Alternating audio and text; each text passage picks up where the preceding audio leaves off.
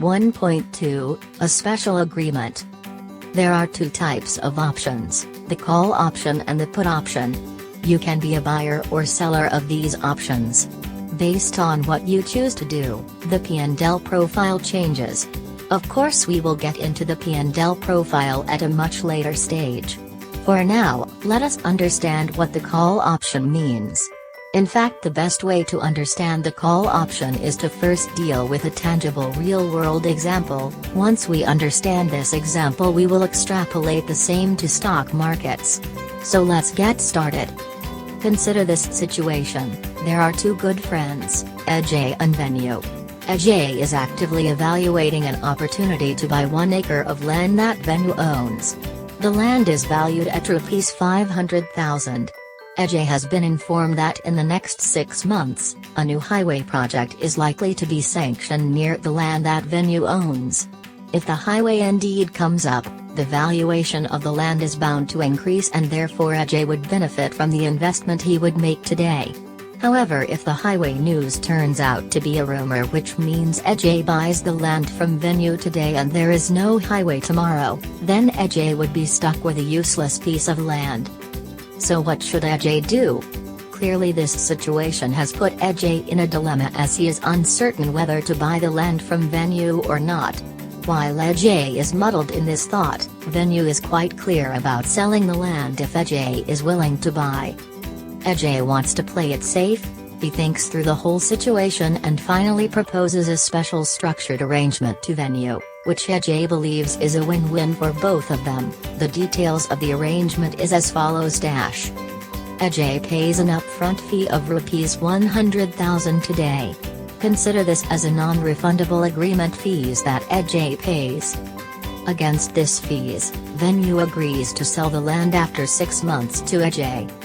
The price of the sale, which is expected 6 months later, is fixed today at Rs 500,000. Because Ajay has paid an upfront fee, only he can call off the deal at the end of 6 months, if he wants to, that is, Venu cannot. In the event Ajay calls off the deal at the end of 6 months, Venu gets to keep the upfront fees. So what do you think about this special agreement? Who do you think is smarter here? Is it Ajay for proposing such a tricky agreement or Venu for accepting such an agreement? Well, the answer to these questions is not easy to answer, unless you analyze the details of the agreement thoroughly. I would suggest you read through the example carefully. It also forms the basis to understand options. Ajay has plotted an extremely clever deal here. In fact, this deal has many faces to it. Let us break down Ajay's proposal to understand some details. By paying an agreement fee of Rs 100,000, Ajay is binding Venu into an obligation. He is forcing Venu to lock the land for him for the next 6 months. Ajay is fixing the sale price of the land based on today's price Rs 500,000, which means irrespective of what the price would be 6 months later, he gets to buy the land at today's price. Do note, he is fixing a price and paying an additional Rs 100,000 today. At the end of the 6 months, if Ajay does not want to buy the land, he has the right to say no to Venu, but since Venu has taken the agreement fee from Ajay, Venu will not be in a position to say no to Ajay. The agreement fee is non-negotiable, non-refundable.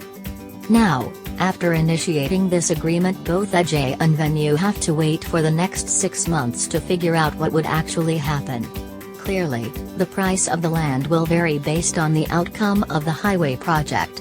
However, irrespective of what happens to the highway, there are only 3 possible outcomes. Once the highway project comes up, the price of the land would go up, say it shoots up to Rs 1 million. The highway project does not come up, people are disappointed, the land price collapses, say to Rs 300,000. Nothing happens, price stays flat at Rs 500,000. I'm certain there could be no other possible outcomes that can occur apart from the 3 mentioned above. We will now step into Ajay's shoes and think through what he would do in each of the above situations. Scenario 1, price goes up to Rs 1 million. Since the highway project has come up as per Ajay's expectation, the land price has also increased. Remember, as per the agreement, Ajay has the right to call off the deal at the end of 6 months. Now, with the increase in the land price, do you think Ajay will call off the deal? Not really, because the dynamics of the sale are in Ajay's favor. Current market price of the land equals rupees 1 million. Sale agreement value equals rupees 500,000. This means Ajay now enjoys the right to buy a piece of land at rupees 500,000 when in the open market the same land is selling at a much higher value of rupees 1 million. Clearly Ajay is making a steal deal here. Hence he would go ahead and demand Venue to sell him the land. Venue is obligated to sell him the land at a lesser value, simply because he had accepted rupees 100,000 agreement fees from Ajay 6 months earlier. So how much money is Ajay making? Well, here is the math. Buy price equals rupees 500,000. Add agreement fees equals rupees 100,000. Remember, this is a non-refundable amount. Total expense equals 500,000 plus 100,000 equals 600,000. Current market of the land equals rupees 1 million. Hence his profit is rupees 1 million, rupees 600,000 equals rupees 400,000. Another way to look at this is, for an initial cash commitment of rupees 100,000, Ajay is now making 4 times the money. Venue, even though very clearly knows that the value of the land is much higher in the open market, is forced to sell it at a much lower price to Ajay. The profit that Ajay makes, rupees 400,000, is exactly the notional loss that Venue would incur. Scenario 2, price goes down to rupees 300,000. It turns out that the highway project was just a rumor, and nothing really is expected to come out of the whole thing. People are disappointed and hence there is a sudden rush to sell out the land. As a result, the price of the land goes down to rupees 300,000. So what do you think Ajay will do now? Clearly it does not make sense to buy the land, hence he would walk away from the deal. Here is the math that explains why it does not make sense to buy the land. Remember, the sale price is fixed at rupees 500,000, 6 months ago. Hence if Ajay has to buy the land, he has to shell out rupees 500,000 plus he had paid rupees 100,000 towards the agreement fees. Which means he is in effect paying rupees 600,000 to buy a piece of land worth just rupees 300,000. Clearly this would not make sense to Ajay, since he has the right to call of the deal. He would simply walk away from it and would not buy the land. However, do note, as per the agreement, Ajay has to let go of rupees 100,000, which Venue gets to pocket. Scenario 3, price stays at rupees 500,000. For whatever reasons, after 6 months the price stays at rupees 500,000 and does not really change. What do you think Ajay will do? Well, he will obviously walk away from the deal and would not buy the land. Why, you may ask? Well, here is the math. Cost of land equals rupees 500,000. Agreement fee equals rupees 100,000. Total equals rupees 600,000. Value of the land in open market equals rupees 500,000. Clearly it does not make sense to buy a piece of land at rupees 600,000 when it is worth rupees 500,000.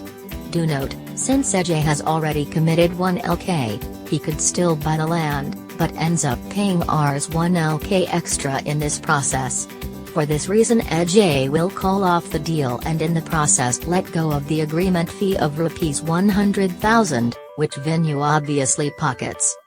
I hope you have understood this transaction clearly, and if you have, then it is good news, as through the example you already know how the call options work.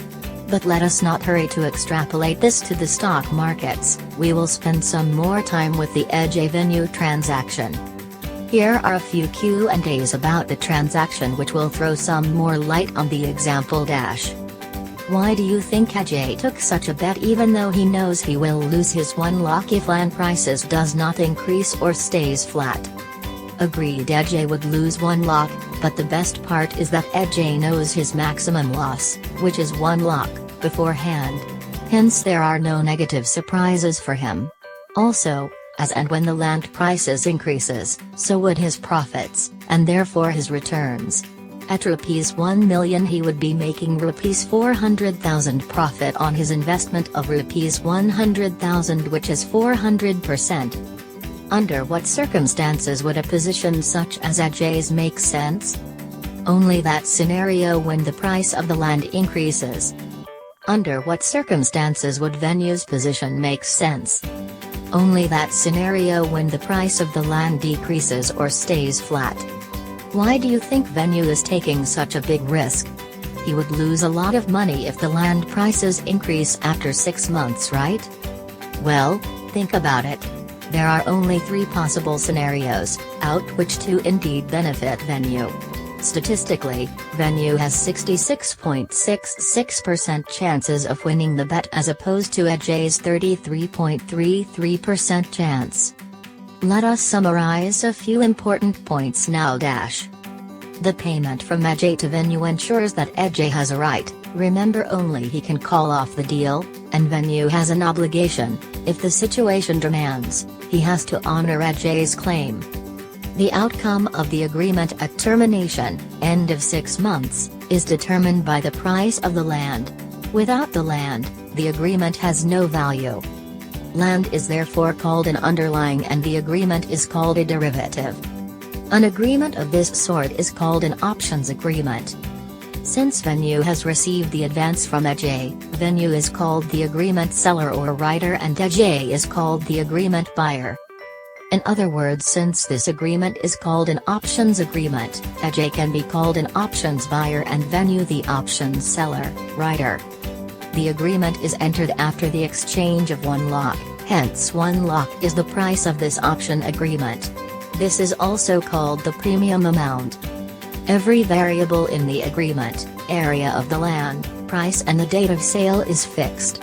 As a thumb rule, in an options agreement the buyer always has a right and the seller has an obligation. I would suggest you be absolutely thorough with this example. If not, please go through it again to understand the dynamics involved. Also, please remember this example, as we will revisit the same on a few occasions in the subsequent chapters. Let us now proceed to understand the same example from the stock market perspective.